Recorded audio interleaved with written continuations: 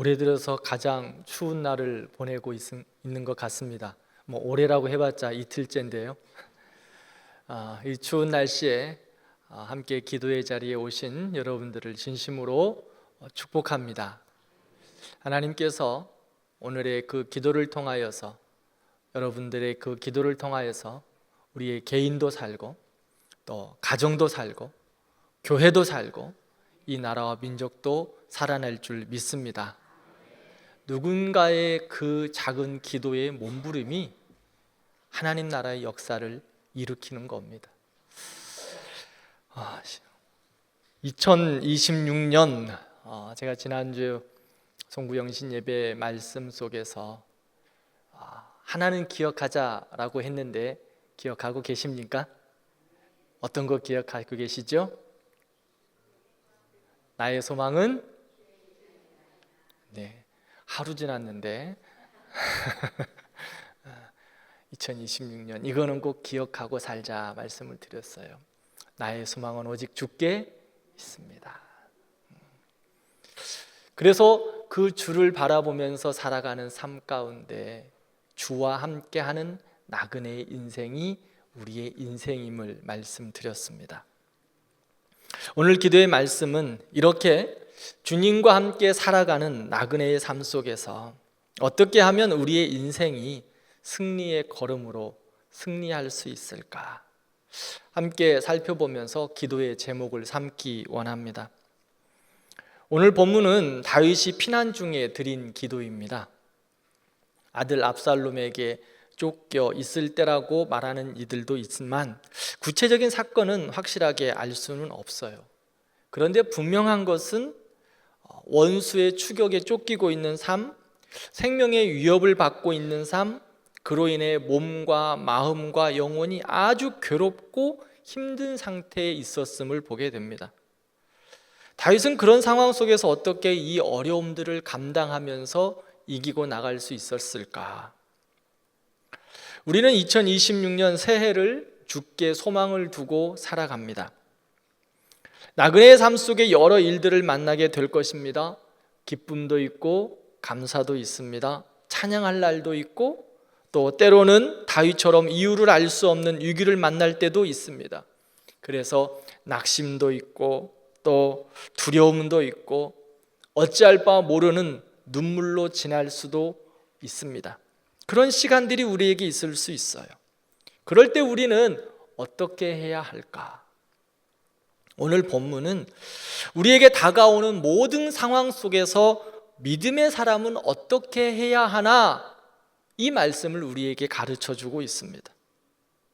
모든 일들을 새롭게 시작할 때 가장 중요한 것은 무엇일까요? 그것은 기초입니다. 믿음의 삶 또한 그렇습니다. 새로운 것을 시작하고 새날을 맞이하고 무언가를 이루어 가려고 준비할 때 가장 필요한 것은 기초입니다. 새해를 시작하는 기도의 시간에 말씀을 살펴보면서 신앙의 기초를 다시 한번 확인하고 점검하고 고백하는 시간이 되기를 바랍니다. 시편의 다윗의 시의 고백들을 보면 크게 구분하는 것들이 있는데 하나님을 향하여 탄원하는 시들을 것을 볼 수 있어요. 그런데 그 시편의 주요 내용이 뭐냐면 하나님을 향하여 두 손을 들라라는 말씀이에요. 다윗은 그의 삶의 희노애락의 모든 일에 하나님을 향하여 두 손을 들라라고 고백하고 있어요. 다윗은 지금 위태롭습니다. 마음도 무너지고 영혼도 마른 상태라고 오늘 본문은 이야기해요. 4절을 보면 내 심령이 속에서 상하여 내 마음이 참담하다. 자기의 무너진 마음을 숨기지 않습니다. 6절에 보면 내 마음이 마른 땅 같다고 합니다.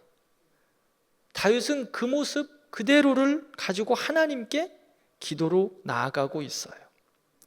여호와여 내 기도를 들으시고 내 간구에 귀를 기울여 주세요. 내 마음이 참단하고 내 마음이 무너졌습니다. 마른 땅 같습니다 라고 주를 향하여 손을 펴고 오직 주님만을 바라보며 응답해 주시기를 간구하고 있음. 이 오늘 말씀입니다. 손을 편다는 것, 다른 표현으로 하면 손을 든다라는 말입니다. 손을 든다는 게 무엇일까요? 그것은 내 힘으로 더 이상 할 수 없음을 인정하는 거예요. 오직 주님만이 나의 도우니심을 간구하는 삶의 모습을 보여주는 거예요. 믿음의 표현이에요. 다른 말로 하면 하나님께 두 손 들고 항복하는 겁니다. 이게 손 드는 거예요. 그래서 강한 자와 약한 자 사이에서 나를 도와주시고 나를 인도하실 이는 오직 예수 그리스도밖에 없습니다. 이렇게 표현하며 손을 드는 겁니다. 그러면 우리가 어렵고 낙심되고 눈물이 있을 때만 주를 향하여 두 손을 높이 들고 기도하는가? 아닙니다. 좋을 때, 감사할 때, 기쁠 때 기도하면서 두 손을 높이 들고 기도하는 겁니다. 왜냐하면 손을 드는 기도는 위기의 순간에만 하는 기도가 아니라는 거예요. 하나님과 동행하는 삶, 믿음의 삶을 살아가는 사람들의 기본적인 기도의 자세예요. 하나님, 나는 할 수 없습니다. 나의 기쁨과 감사와 슬픔과 눈물도 다 주께서 행하십니다. 그리고 주 앞에 두 손 드는 거예요. 모든 상황 속에서 주를 바라보며 기도의 손을 드는 것. 사무엘서 6장을 보면 언약궤가 예루살렘에 옮겨질 때 다윗과 온 이스라엘은 큰 기쁨의 찬양과 예배를 드립니다. 그때 다윗은 하나님 앞에서 춤추며 찬양합니다. 시편 63편 4절 말씀을 함께 읽겠습니다. 이러므로 나의 평생에 주를 송축하며 주의 이름으로 말미암아 나의 손을 들리이다. 아멘. 지금 다윗은 정말 어떻게 표현할 수 없는 기쁨과 감사로 하나님 앞에 예배합니다. 그래서 내가 주의 이름을 송축하며 나의 손을 주께 듭니다 라고 고백합니다. 기쁨의 순간에 하나님을 높이며 그의 이름을 찬양하고 손을 들어 하나님께 예배합니다. 사랑하는 성도 여러분, 새해를 시작하면서 주를 향하여 우리의 두 손을 높이 드는 우리 성도들 되기를 기도합니다. 주님은 우리의 삶을 거룩한 산 제사로 드리라고 말씀하셨습니다. 그렇게 드리기를 원하십니다. 기쁠 때나 슬플 때나 감사할 때나 외로울 때도 우리의 모든 삶이 주를 향하여 예배하는 겁니다. 그리고 거룩한 손이 주를 향하여 손을 들고 기도하기를 원하시는 겁니다. 이것이 바로 우리를 살리고 새롭게 하는 은혜의 통로가 될 줄 믿습니다. 또한 부모님들, 또 우리 모든 성도님들, 가정과 자녀들을 위해 손을 들어 기도해야 합니다. 기쁘고 감사할 때, 그리고 우리의 형제와 자녀들을 위하여 손을 들고 기도하라고 말씀합니다. 욥은 자녀들에게 어려운 일이 생기고 시험을 당해 고통당할 때 기도한 것이 아닙니다. 욥은 욥기를 보면 늘 자녀들을 위하여 축복하며 기도하는 것을 볼 수 있습니다. 자녀들이 평안하고 좋아서 지금 잔치하고 있을 때 그들이 누리던 삶 가운데 혹이나 우리의 자녀들이 죄를 범하지 아니할까, 하나님에게서 좀 멀어지지 아니할까, 늘 자녀들을 가슴에 품고 하나님 앞에 기도합니다. 이게 거룩한 부모의 거룩한 두 손입니다. 예수님께서도 십자가를 향하여 가실 때 어머니들에게, 특별히 여인들에게 말하여 너와 너희 자녀들을 위하여 울라. 우리 부모님들은 자녀를 향한 무한 사랑을 가지고 있습니다. 저도 그렇습니다. 그러므로 자녀들을 위해 많이 기도하실 겁니다. 그렇게 하셔야죠. 그런데 꼭 기억하실 것은 무엇보다 우리의 자녀들이 하나님과 동행하는 사람으로 살아갈 수 있도록, 하나님에게서 멀어지는 자들이 되지 않도록 그 무엇보다 앞서 기도해야 합니다. 그것이 가장 우선이라는 겁니다. 욥은 자녀들이 혹시나 하나님께서 멀어지는 일들이 생기지 않을까 늘 조심하며 하나님 앞에 자녀들을 올려드리고 중보 기도했습니다. 늘 돌아보며 언제나 자녀들이 하나님 중심의 삶을 살기를 위하여 기도하고 가르친 겁니다. 우리 부모님들이 신앙생활하면서 많은 것들을 하나님 나라와 주의 몸된 교회와 믿음을 위하여 포기하고 우리의 삶을 주 앞에 드립니다. 주님만이 나의 소망임을 고백합니다. 우리의 삶이 그래야 합니다. 그런데 특별히 부모 세대들에게 있어서 가장 걸려 넘어지기 쉬운 것이 하나 있습니다. 그것은 뭐냐? 자녀들입니다. 자녀들이 우상이 되어 있습니다. 하나님보다 앞서는 경우를 너무 많이 보게 됩니다. 여러분들 그렇지 않으십니까? 부모님들은 자녀들에게 모든 것을 주시지요. 시간도 주시고 물질도 주시고 마음도 주십니다. 그런데 이 모든 것이 하나님의 은혜이며 하나님이 그것보다 앞선다는 걸, 그리고 그 모든 것이 하나님의 축복임을 가르쳐 주셨습니까? 자녀들에게 용돈도 주시고 때로는 유산도 주십니다. 그런데 하나님의 것을 구별하는 온전한 11조에 대해서 가르쳐 주셨습니까? 대출도 많고 교육비도 많이 들어가고 현실의 삶이 팍팍하니 조금 안정되면 하겠지라고 눈 감아주고 계시지는 않습니까?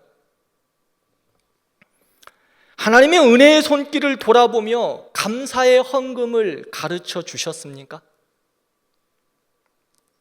너의 시간과 삶이 주의 것이기에 헌신과 섬김의 삶은 당연한 것이다 가르쳐 주셨습니까?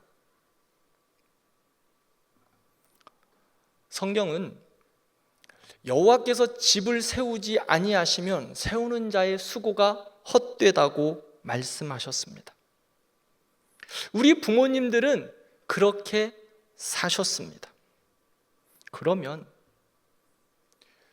그 하나님이 우리의 가정을 세우고 자녀를 세우신다는 그 믿음의 확신 가운데 지금까지 달려오셨는데 왜 자녀들을 위하여서는 그렇게 믿음의 유산을 가르쳐주지 않으시고 남기시지 않으십니까? 자기 당대에서 그 믿음의 은혜를 끝내시려고 하십니까? 그럴 분 한 분도 계시지 않을 겁니다. 우리의 자녀들이 더 나보다 믿음의 큰 사람 되기를 다 원하실 겁니다. 그런데 왜 가르쳐주지 않으십니까? 왜 자녀들을 위하여 울기는 하는데 왜 하나님의 말씀으로 그들을 향하여 가르치지 않으시고 양육하지 않으십니까?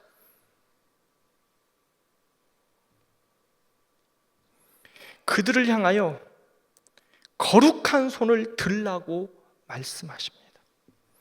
믿음의 유산을 가르치라고 말씀하고 계십니다. 시편 56편 8절 말씀을 함께 읽겠습니다. 나의 유리함을 주께서 계수하셨사오니 나의 눈물을 주의 병에 담으소서. 이것이 주의 책에 기록되지 아니하였나이까. 아멘. 저는 이 말씀 참 좋아합니다. 그리고 부모님들에게, 그리고 우리 성도들에게 신방 가서도 이 말씀을 많이 나누기도 하고 기도의 제목으로 삼습니다. 부모가 흘린 눈물이 하나님께 반드시 드려집니다. 저는 그거 확신합니다. 그 믿음으로 삽니다. 하나님은 부모의 눈물 그냥 흘려보내지지 않으시고 주의 병에 담으시고 기록하신다 말씀하셨습니다. 그러므로 부모의 눈물, 헛된 눈물 아닙니다.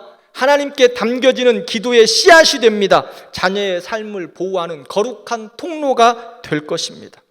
사랑하는 성도 여러분, 무엇보다 자녀들을 위하여 기도의 눈물로 쌓으시고 흘리시는 우리 부모님들, 우리 성도들 되기를 축원합니다. 그리고 하나님의 말씀으로 부지런히 가르치십시오.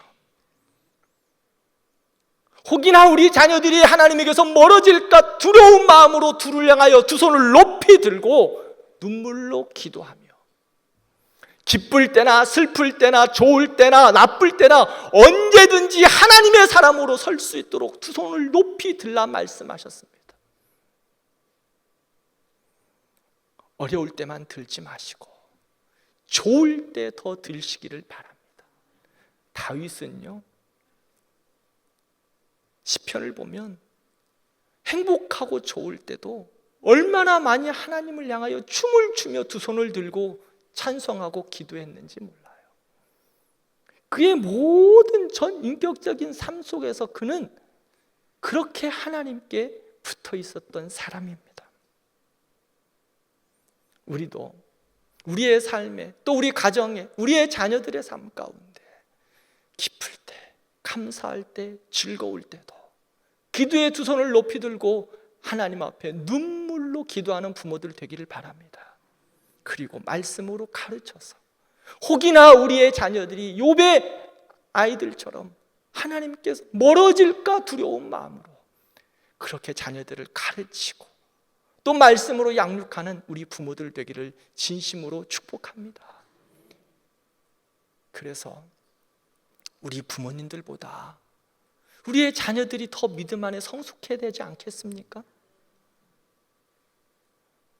나의 믿음보다 우리의 자녀들의 믿음이 더 크고 더 하나님의 역사를 이루는 그러한 자녀들 되어야 되지 않겠습니까? 믿음의 명문 가정 위에서 저는 늘 기도합니다. 우리 가정도 마찬가지고 우리 성도들의 가정을 위하여서도 세대를 이은 믿음의 명문 가정 됐으면 좋겠다. 기도의 제목입니다.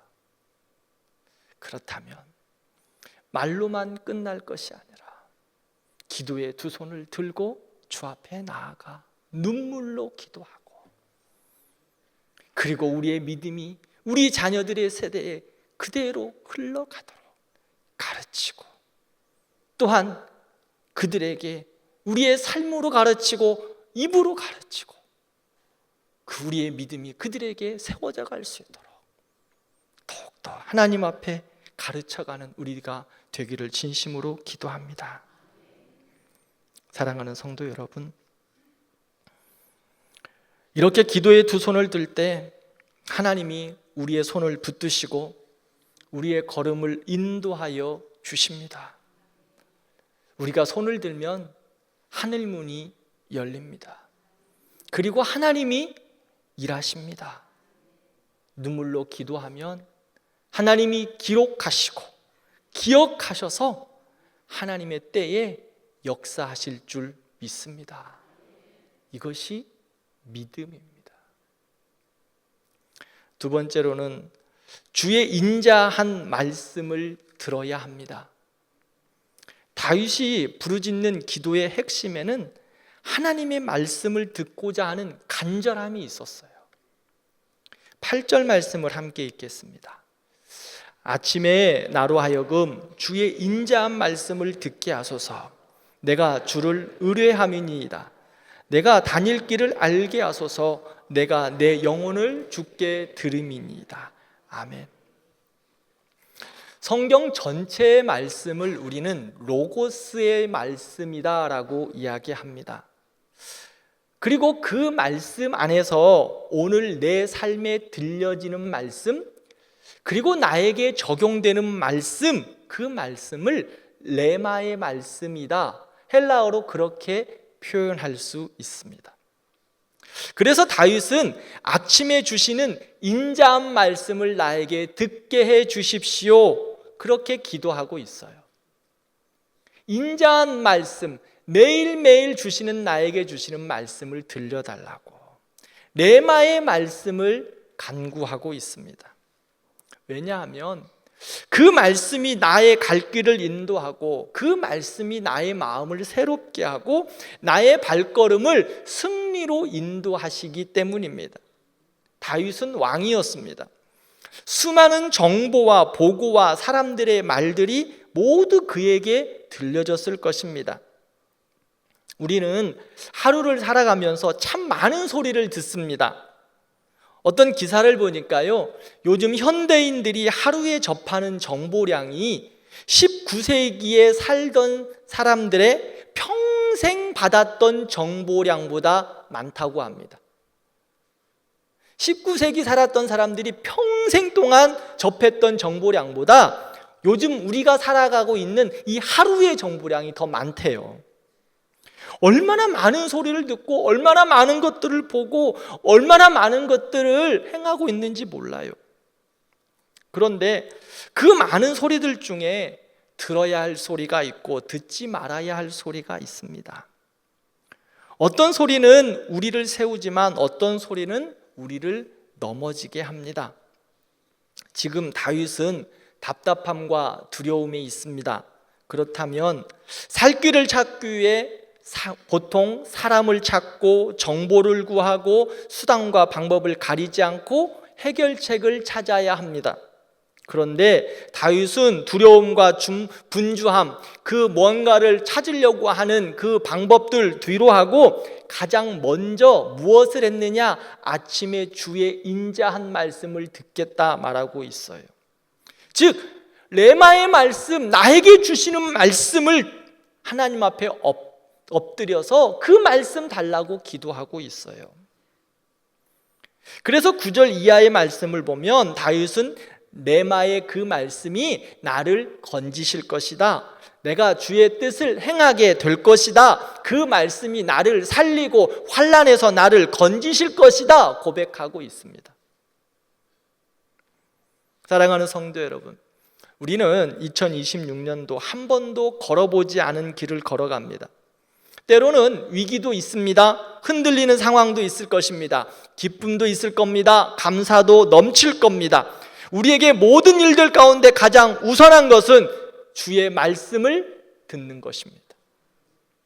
그 말씀이 우리를 살리고 인도하시고 보호하시고 건지실 겁니다. 레마의 말씀, 나에게 주신 말씀이 나를 그렇게 살려낼 겁니다. 누가복음 5장을 보면 베드로가 밤새 수고하여 고기를 잡았지만 잡은 것이 하나도 없어 허탈하게 지금 그물을 다시 깁고 있습니다. 주님이 베드로에게 찾아오셨어요. 그리고 말씀합니다. 깊은 곳에 가서 그물을 내려라. 고기 잡는 일에는 베드로와 어부들이 전문가입니다. 그런데 주님이 그들에게 찾아오셨어요. 그리고 그들에게 말씀하셨습니다. 베드로와 어부들에게 말씀하셨어요. 깊은 곳에 가서 그물을 내려라. 그런데 어부들도 그 자리에 있었지만 예수님의 말씀에 순종한 이는 베드로입니다. 선생님, 우리들이 밤이 새도록 수고하였지만 잡은 것이 없습니다. 그러나 말씀에 의지해서 내가 그물을 내리겠습니다. 베드로는 고백해요. 깊은 데로 가서 그물을 내려라 라고 이야기하신 그 말씀은 베드로와 어부들에게 주신 로고스의 말씀, 모든 이들에게 주신 말씀이에요. 로고스의 말씀, 오늘 우리에게도 주신 말씀입니다. 그런데 베드로에게는 그 말씀이 정보가 아니었습니다. 그냥 로고스의 말씀일 뿐만이 아니었습니다. 명언도 아니었습니다. 그 말씀이 어떻게 되었어요? 내 말씀 된 거예요. 내 말씀, 레마의 말씀이 되었어요. 어부들 같이 들었어요. 그러나 그들에게는 그냥 예수님의 일반적인 말씀일 뿐입니다. 자기들의 말씀이 되지 않았어요.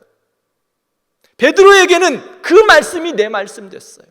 오늘 또 우리와 저와 함께 말씀을 나누고 있습니다. 우리에게도 오늘도 30여 분 동안 들려지는 하나님의 말씀이 쏟아지고 있는데 그 말씀 중에 내 말씀이 있다는 거예요. 내 말씀이. 그 말씀을 듣고 붙잡아야 된다는 거예요. 그 말씀이 있어야 살아 역사하는 능력이 있습니다. 우리는 말씀의 홍수 시대에 살고 있어요. 그렇지 않습니까? 매주 드려지는 예배뿐만 아니라 여러분, 저도 마찬가지, 유튜브 수도 많이 보시잖아요. 저는 제 친구들 목사들 것도 설교도 저희가 종종 듣습니다. 그리고 참 말씀 잘 전하시는 목사님들 거 종종 설교도 듣습니다. 저도 들어요. 근데 말씀이 홍수 속에 있어요. 여러분들 더 그렇지 않습니까? 근데 그 홍수 속에서 내 말씀이 있느냐, 레마의 말씀, 그 말씀이 내 말씀 되었느냐, 이게 중요하다는 거예요. 베드로에게, 어부들에게 동일한 말씀이 던져졌습니다. 로고스의 말씀, 주님의 말씀입니다. 그럴 수 있습니다 라고 다 들을 수 있어요. 그런데 그 말씀이 내 말씀이 되었을 때 베드로는 그 말씀 앞에 순종했어요. 그 말씀 앞에 순종했을 때, 내 말씀이 되어 말씀에 순종할 때 역사가 일어나게 됩니다. 우리 교회 365일 성경 읽기 다시 시작했습니다. 제가 어제 집에서 아침에 그 성경 통독을 쭉 저도 보면서 저의 기도 제목은 이거였습니다. 하나님, 우리 성도들에게 로고스의 말씀이 하루하루 레마의 말씀이 되게 해 주옵소서.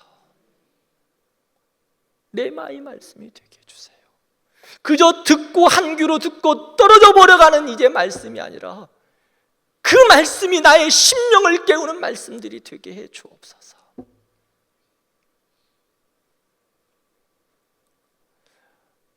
제가 온 이후로 벌써 성경 통독을 3번 이상 합니다. 이제 4번째 들어가게 되지요. 처음에는 성경을 잘 읽었으면 좋겠다는 바람이 있었습니다. 그러나 저의 성경 읽기의 계획은 그것으로 끝난 게 아니었습니다. 이제 본색이 드러나는 거예요. 성도님들, 이제 그 말씀이 들음으로 끝나는 게 아니라 내 말씀이 되도록 하자고요. 그래서 작년에 한 가지 시행한 거 있죠? 말씀을 조금 묵상해서 어떻게 하자고 그랬죠? 카톡방에, 목장 카톡방에 올려보자. 매일매일 어떤 말씀을 한 말씀 나도 좀 부여잡고 올려보자. 작년에는 그렇게 말씀을 드렸어요. 자, 올해는 조금 더 잘해보자고요. 왜요? 그 말씀이 내 말씀 되게 해야죠. 내 말씀, 레마의 말씀이 돼야 역사가 일어날 수 있습니다. 말씀을 들을 때 나의 마음에 은혜가 되고 도전이 되고 찔리는 말씀 있습니다. 그러면 그 말씀 표시해 두시고요. 그 말씀을 내 마음에 간직하세요. 그리고 내 생각 속에 그 마음을 두세요. 마음속에서 묵상하세요. 그 말씀이 우리를 살리는 능력이 될 줄 믿습니다. 그 말씀이 생명이 될 줄 믿습니다. 그게 레마의 말씀이에요. 2026년도 우리는 나그네 인생길 걸어갑니다. 그런데 주와 함께 가는 나그네의 길을 다른 것에 있지 않습니다. 말씀을 보는 것에서부터 시작합니다. 우리는 믿음의 길을 걸을 때 시험들이 찾아옵니다. 그 시험은 우리를 성숙케 하시는 하나님의 테스트일 수도 있고 마귀가 우리를 넘어뜨리려 하는 영적 도전일 수 있습니다. 목사든 장로님이시든 권사님이시든 집사님이든 성도님이든 이 시험 모두에게 찾아올 겁니다. 그때 내가 무엇을 바라보느냐, 이것이 중요합니다. 사람 바라보면 실망합니다. 관계 바라보면 넘어집니다. 송구 영신 예배 때 드린 것처럼 주께 소망을 두고 주만 바라보십시오. 그러면 주께 소망을 두고 바라보는 것이 무엇입니까? 그것은 빛 되신 예수 그리스도의 말씀을 보고 듣는 겁니다. 그리고 그 말씀이 레마의 말씀, 내 말씀이 되도록 하는 것입니다. 그 말씀이 나를 이끌어 가게 될 줄 믿습니다. 말씀을 맺겠습니다. 다윗은 위기 속에서도 그리고 평안함 속에서도 자신의 모든 것을 말씀 아래에 두었습니다. 그리고 하나님께 솔직히 기도하고 기도의 두 손을 높이 들었습니다. 그때 하나님께서 말씀으로 그를 살려주셨습니다. 2026년도 개인에게도 그렇고 가정도 그렇고 교회도 그렇고 나라적으로도 그렇고 많은 일들이 우리에게 있을 것입니다. 모든 상황 속에서 주께 소망을 두시기를 바랍니다. 약한 자와 강한 자 사이에서 우리를 도와주실 리 오직 예수 그리스도밖에 없습니다. 그분께 우리의 모든 것을 올려드리며 항복하고 두 손을 높이 드는 우리가 되기를 바랍니다. 그리고 주님의 은혜의 빛이 비추이는 말씀 안에 거하시기를 바랍니다. 인자한 주의 말씀이, 그 말씀이 레마의 말씀, 나의 말씀이 되어 그 말씀으로 인도함 받고 그 말씀에 순종하며 승리하는 우리 성도들 되기를 축원합니다. 기도하겠습니다.